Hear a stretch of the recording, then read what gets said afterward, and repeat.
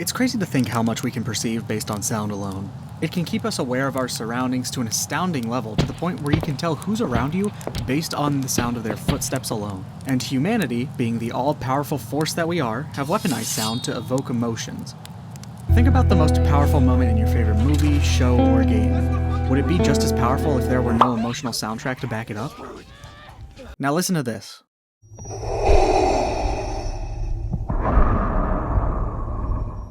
I don't even have to say what this is for you to recognize this sound. The iconic breathing of one of, if not the most well-known villains ever. I remember watching a video essay analyzing the Dark Lord himself, and it said that when you're younger, the sound of his breathing might strike fear into your heart, or intimidation, or badassery.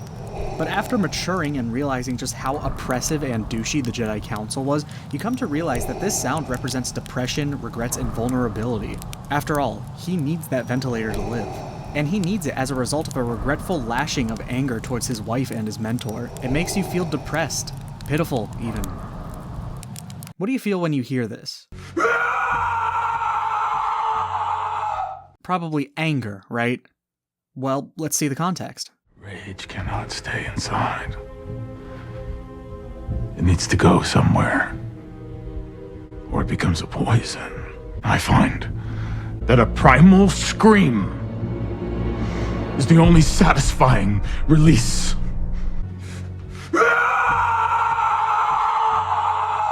Now listen to this.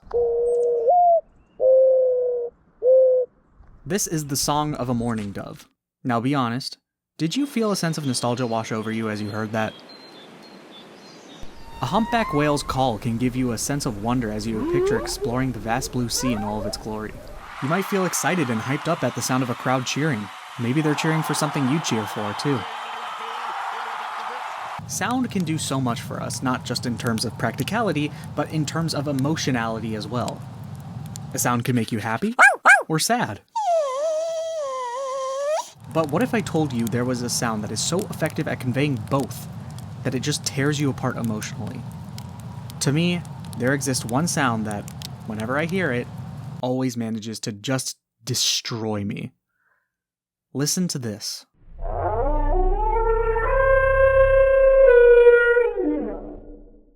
What do you think this sound is? What do you think it's meant to communicate? I asked some of my friends what they thought, and although some thought it was a distorted trumpet, most were correct in assuming it's an animal's howl. Although they said it sounded like an elephant, and I'm starting to think they don't know what elephants sound like. Anyway, more than a few people said that they felt discomforted because they couldn't quite identify the sound, and more importantly, they couldn't identify what it made them feel. What if I told you that this sound is the embodiment of both immense joy and accomplishment, along with raw depression and defeat? This sound just tears me apart. Along with pretty much everybody else when they hear it with the context of the narrative it falls into. But before we get into that narrative and spoil one of the greatest experiences of all time, spoilers. This sound is from the 2019 indie hit Outer Wilds. I consider this game to be a literally flawless masterpiece, perfect 10 out of 10 experience, and if you haven't played this game yet, please, for the love of everything good, stop watching and go play this game along with its DLC right now, completely blind. I mean it, it is beyond perfect, and I beg you to not let this video ruin the game for you by spoiling it. Or at the very least, watch like a long play of it. Surely somebody you like has played it and put it on YouTube, but in case they didn't, I'll leave 2 recommendations in the description. Now's your opportunity to stop watching. 5, 4, 3, 2, 1. Okay, now, here we go. Labeled as Mournful Prisoner 3.wave in the game files, this is the sound the character simply known as the Prisoner makes at the very end of the game's DLC, Echoes of the Eye. So, what happens in this DLC, and why does the prisoner give out this howl? And why is it so emotionally devastating? Well, for you to understand the point I'm trying to make, I recommend putting yourself in this character's shoes. So, imagine this. Your buddy's just out on his lawn stargazing, as he does, and he gets a message from the universe itself. Just like, casually. Anyway, he's like, hey, y'all come look at this. And then everyone else is like, holy moly, he's right. This weird signal is seemingly calling out to nothing. You're not even sure if it was made with a purpose in mind. Perhaps it simply is. Regardless, receiving this cosmic signal has changed you as a person, really put things into perspective. Our lives are so small and insignificant in the grand scheme of the universe. Who are we? to be so blessed to be in this moment.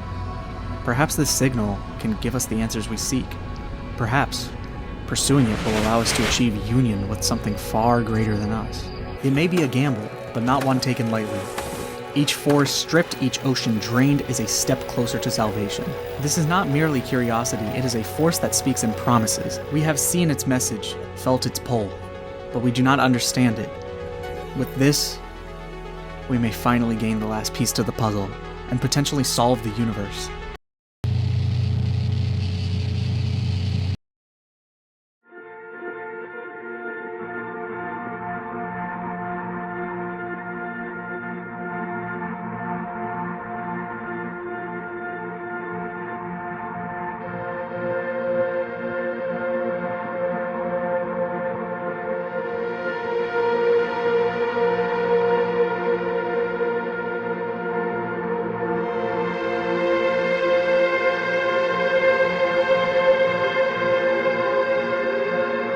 Ambition, ego, zeal, faith. Oh, what have we done? What have we made? How could we have done this? All of this to chase this signal. This signal. This signal.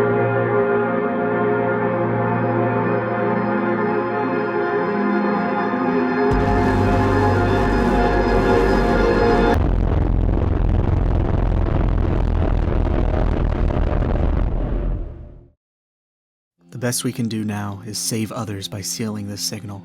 We will smother this omen of death and protect the universe from the fate we foresaw. We will save others from making the same mistake and ruining their home in the process. Our home. Oh, our home. How we miss it so. What we would give to go back to that comforting warmth. Now, all we can do is chase the afterimage of that warmth. All we can do is manifest that afterimage and find some semblance of comfort in it. Even if it's only a dream of home.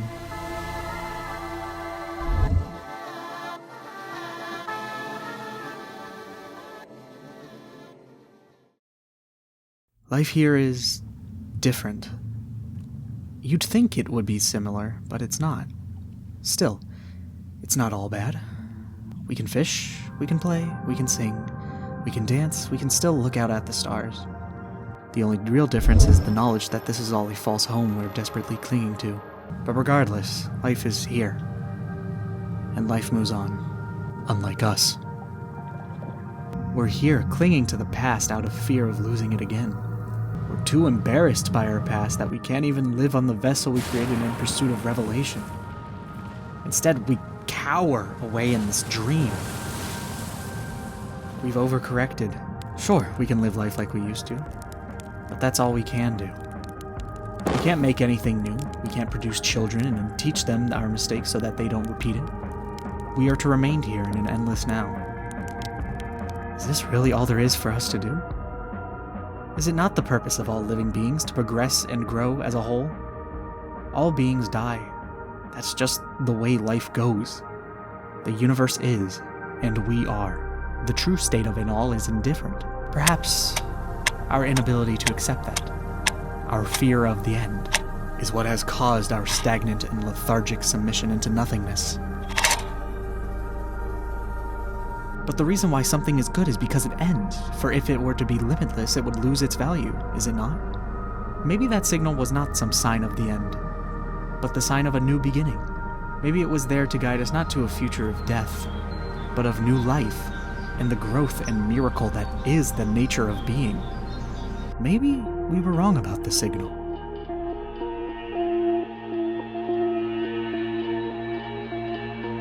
Perhaps I can fix this.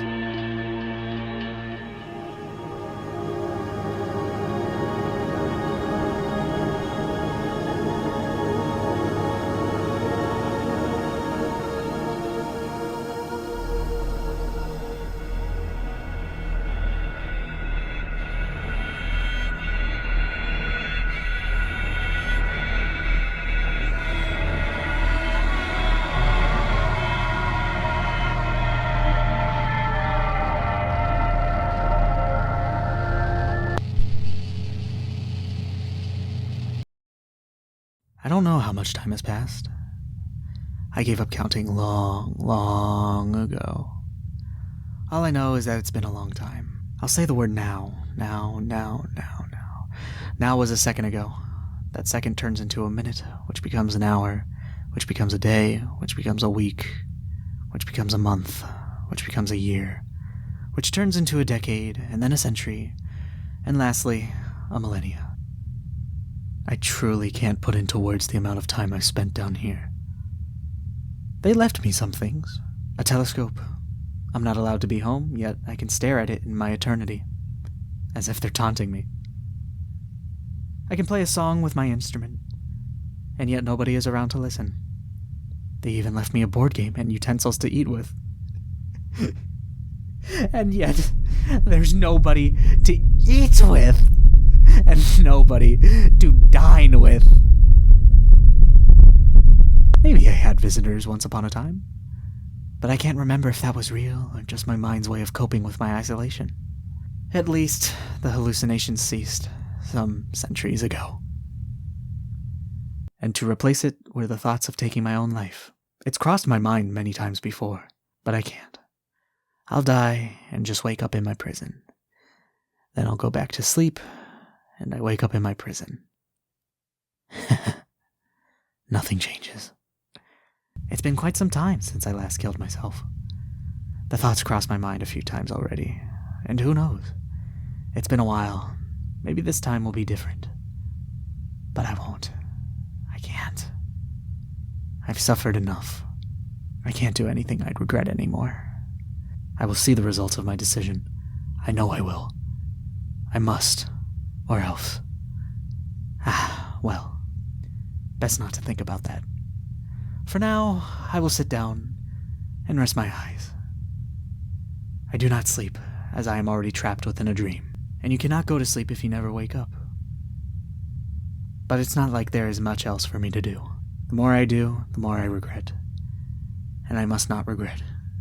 I promised myself I wouldn't on my 10th anniversary here.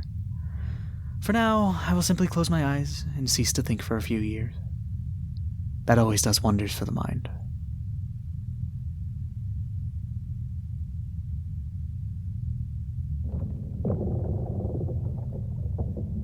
There's a noise. I don't know what it is.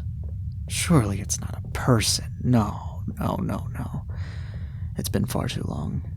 What's the point in that now? I must have imagined it. Someone's coming. Who? Who is that? What? What is that?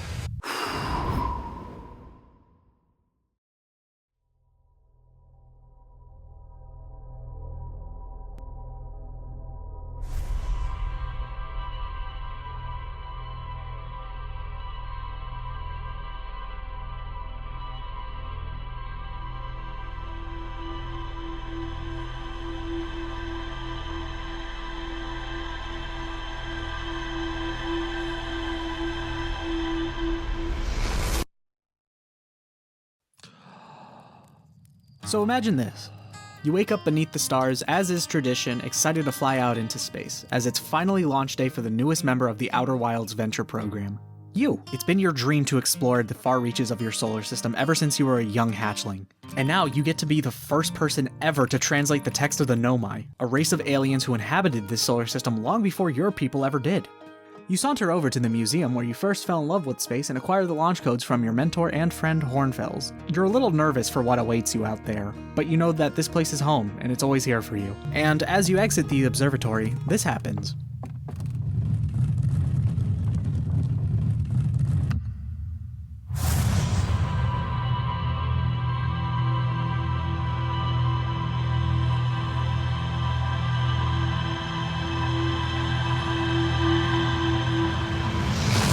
Huh.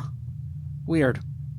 Well, anyway, you finally launch into the great expanse of space and check in with Esker, the repairman stationed on your planet's moon, the Adderlog. He suggests you check out the Nomai device on the other pole of the moon, seeing as you'll finally be able to decipher the alien text written there.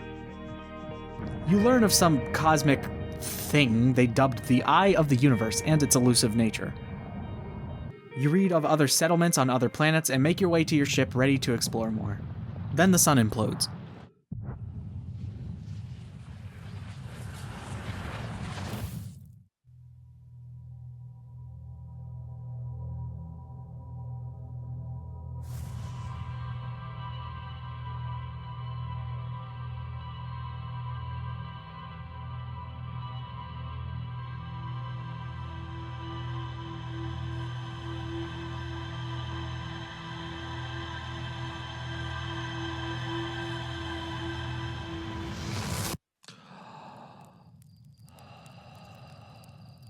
You could have sworn what you just witnessed was real, but maybe it was a dream?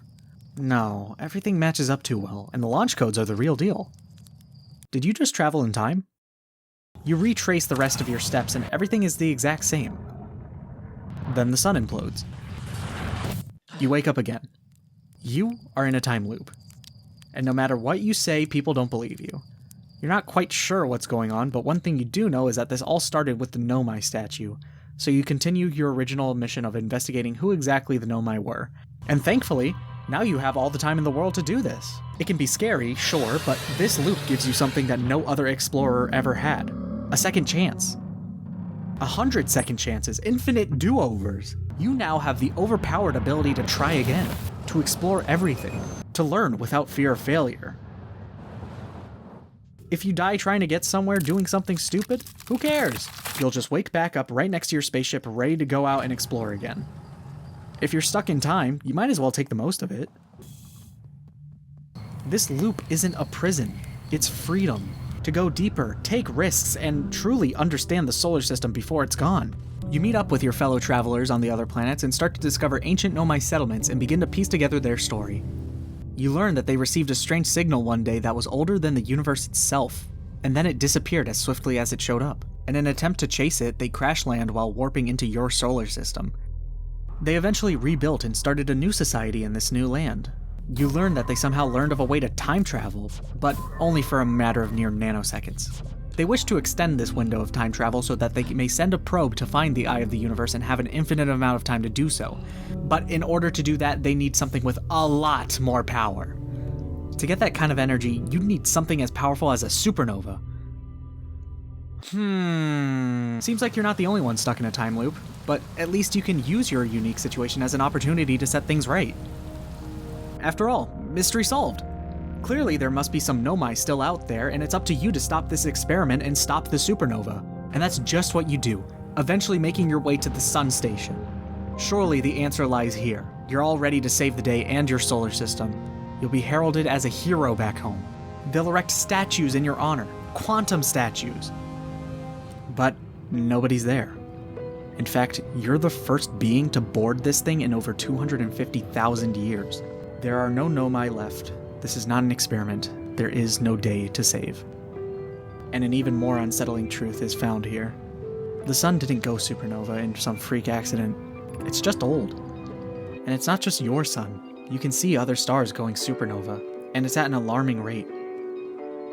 The Nomai are truly dead. It was a sudden occurrence from a passing comet exploding with a deadly substance. It was quick and abrupt, and there was nothing that could be done.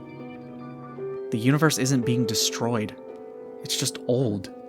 The universe is dying, slowly and quietly. And just when you think you've learned it all, what the hell? You come across this strange artificial planetary object. The architecture isn't like anything you've seen before. And there's even alien language here. Definitely not Nomai. So who? What is this place? Who are these strangers?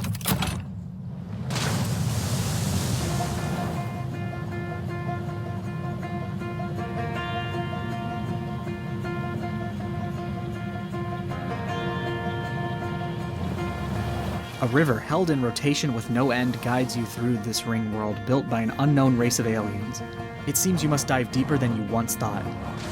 You feel you've gained so much knowledge during your stay in this time loop, but now there's only one thing you're certain of. You know that you know nothing. You come across more dead settlements and start to piece together a new story, an even older story. One of these beings also received the eye signal. Like the Nomai, they too worshipped and praised the potential of knowledge to be gained from pursuing such a thing. And in an effort to chase it, they lost everything, only to see a premonition of the conclusion you're so eerily close to. Angry with what had taken place, they ruined everything and built a massive artifact to block the eye's signal from ever reaching the stars. They silenced it because they feared what it meant. They thought it would end everything, so they ended it first. You learn that they coped with this loss by creating some sort of simulation, and eventually you learn how to make your way inside. But you still want to explore what's out here in the real world first. You eventually find your way to some vault that's been sealed. You wish you knew what was inside, but unfortunately when you make your way up there, yeah. And you can't even properly find any clue for opening the lock thanks to this world being in such a state of decay since everybody was too immersed in their dreams to do some basic maintenance. So there's only one place left to look.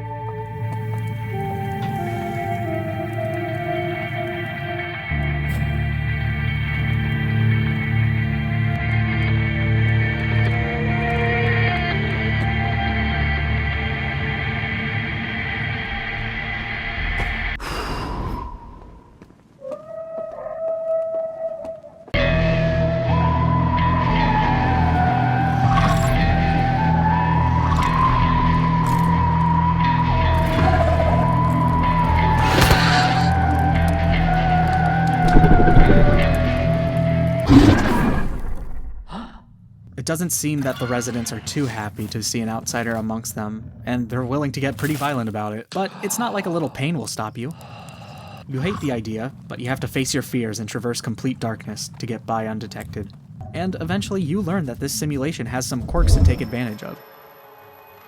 I mean, who needs your stupid code when you can just take advantage of your stupid code? And finally,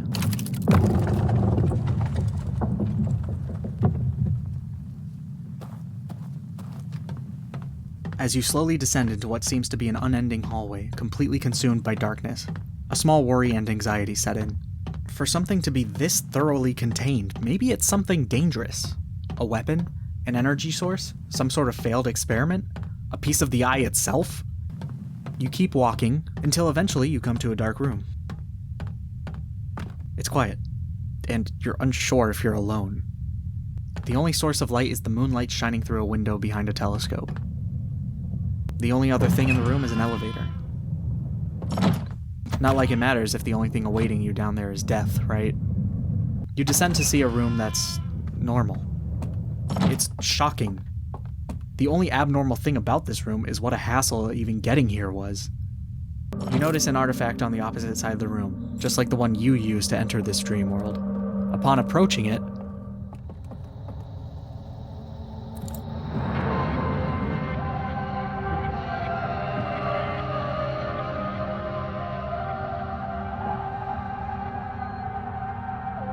strange that this stranger isn't as violent as the others. You try and communicate with them, but there's only so much you can convey when you can't speak each other's languages. But something that is universally understood is what can be seen.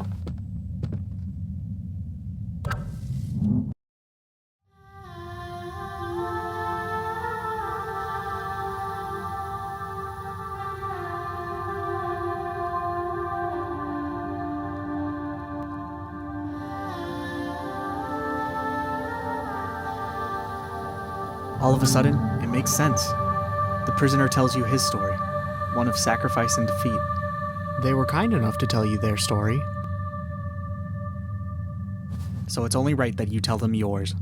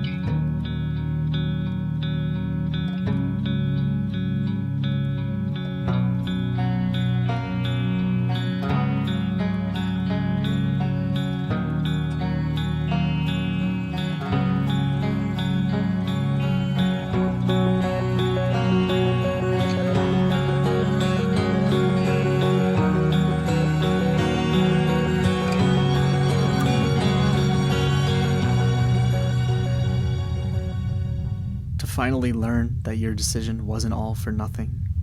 To finally see the fruits of your labor. Oh, but what good is it now? We're all dead. My people, my home. I've spent so many years all alone in this hell. What more can I do than scream?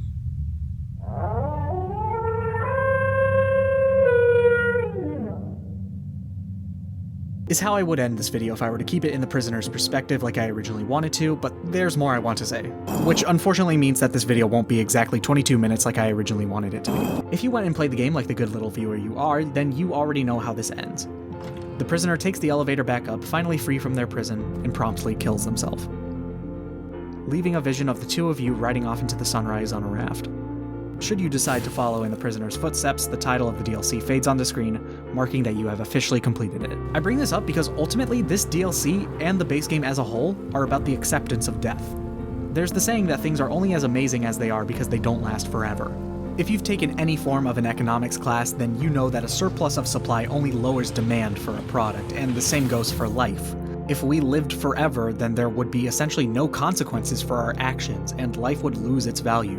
But because our time in existence is finite, it forces us into appreciating moments and memories, thus causing basic human reactions of happiness, sadness, anger, excitement, etc. And frankly, I'm unsure of how one can come to any other rational conclusion.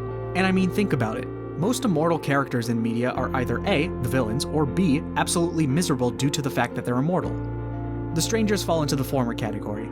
When their own mortality stared them in the face, they chose to cower into a hollow imitation of the past and essentially achieved nothing. 250,000 plus years in this simulation of theirs, and all they did was sit around reminiscing on the past like it's some crappy sitcom reunion episode. And when someone has the bright idea of moving forward and accepting that one day things will come to an end, they get ostracized and isolated from everyone else. It's literally Plato's allegory of the cave manifested into these jerk aliens. But then there's the prisoner, who falls into the latter of the two categories of immortal people. I am again going to emphasize that for simply turning a little dial, this person was put into a purgatory room where all they could do was look out a little window, play an instrument to themselves, or play a board game with themselves. For over 250,000 years. It really is. You loved it so much, why don't you just look at it forever, huh? What assholes? Oh no, that's home. Oh, okay, never mind. You can only look at home, you can't be there, we're all outside and oh my god, they're so evil! Of course they were miserable being, essentially, immortal. So when they're finally let out of this prison, they let out a primal scream, and are more than happy to end this unnaturally long life. Which is why the ending vision they leave for the hatchling is one that is, well, frankly, heartwarming despite what actually happened to them.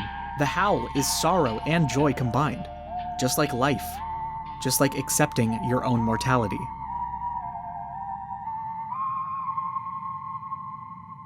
The howl could also be the joy of knowing the sacrifice meant something and the defeat from seeing what exactly it costs. Everything seems to have a parallel in this DLC. For example, the strangers pursue knowledge only to erase it, and then they destroy their findings and their homeland along with it, all for them to just cower away. Meanwhile, the Nomai leave that stuff literally written all over the walls, and they choose to preserve Timber Hearth even if it means worse results for their experiments, all because they saw life on another planet and didn't want to screw them over. Good call, by the way, seeing as they would evolve to be the Hearthians. The howl could also be because the prisoner knows their story will be finished, as you wouldn't be an astronaut if not for the Nomai, who wouldn't be here if not for the prisoner undoing the seal. You are literally an echo of this decision, an echo of the eye. You are the prisoner's parallel, and the howl is a parallel of itself. The vision left behind at the end is to show this kinship between these two forming, seeing as they are now both the only ones in the know, while everyone else isn't, unless you keep Gabbro updated. This ending, and the fact that the entire DLC is horror-themed, go to show that sometimes the path to doing the right thing, or accepting the truth, can be very scary and very difficult, and it may only be recognized by very few individuals. But it was ultimately the right thing to do. And the universe is a better place for that. The prisoner's action literally saved existence itself, and he got punished for it. Another point I want to bring to attention involves the Travelers, the other members of the Outer Wilds Venture program. As you may or may not know, the other astronauts researching the solar system all have their own instruments to play for you to listen to on the signal scope that act as beacons showing you where a safe area is. where a friend is. It makes sense that the prisoner being freed finally allows you to listen to them play at the very end of the game. After all, this is your friend now, so of course they're allowed to join the band with the homies. All of the traveler's instruments and melodies reflect their different and unique perspectives on life. For example, Church's drum beat is methodically rigid, and the beads in his weird rain stick thingy represent the thousands of stars that Church's researching colliding together all recklessly, as a way to represent the dying solar systems as the universe makes its painful crawl towards a heat death. Meanwhile, Gabbro's flute being slow and laid back shows how lazy and lax of a person Gabbro is. I mean, bro's in the same time loop as you and knows the universe is dying, and he's just so unbelievably chill about it. So, of course, the prisoner's melody on the whatever this is, the actual instrument used in recording for the soundtrack is a theremin, is a melody that leaves you with a longing sense of sadness and regret. And when all of the instruments come together for the ending of the base game, it gives you the sense of saying goodbye and hello to a new life. But when the prisoner's instrument joins the mix, we can hear the sacrifice it took for us to get to this tearful goodbye.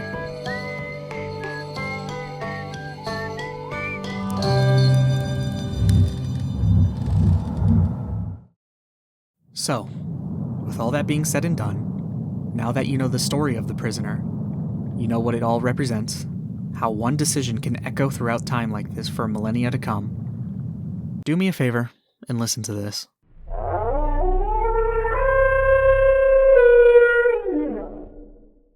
It's different, right?